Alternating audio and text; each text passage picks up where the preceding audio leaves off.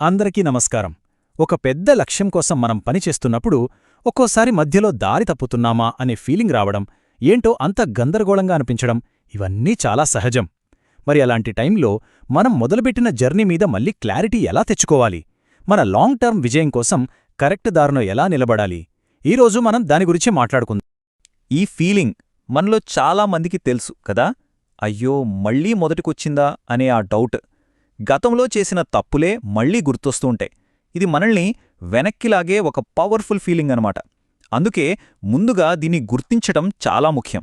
సరే, మరి ఈ అప్స్ అండ్ డౌన్స్ వెనక ఉన్న కారణాన్ని కాస్త లోతుగా చూద్దాం.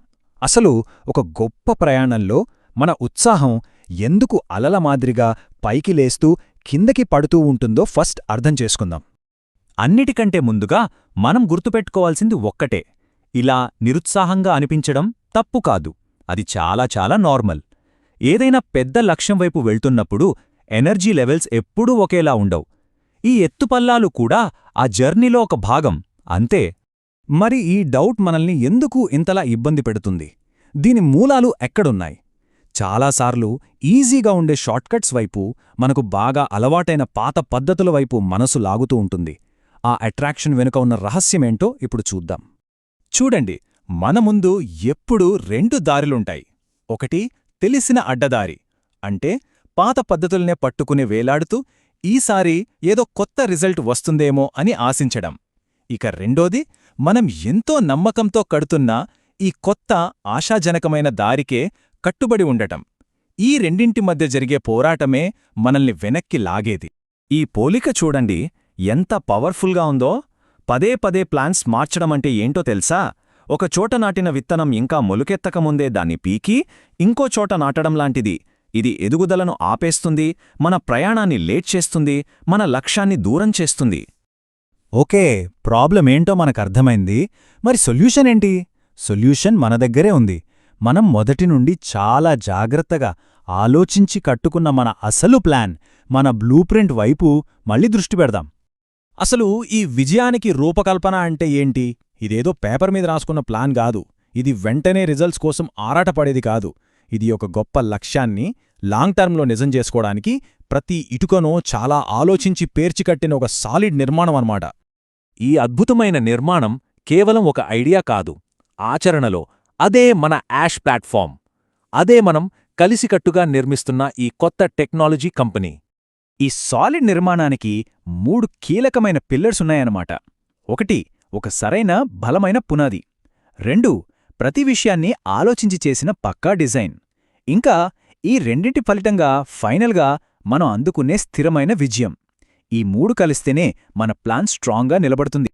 అయితే ఎంత గొప్ప ప్లానున్నా దాన్ని నిలబెట్టడానికి కరెక్ట్ మైండ్ సెట్ లేకపోతే అంతా వేస్ట్.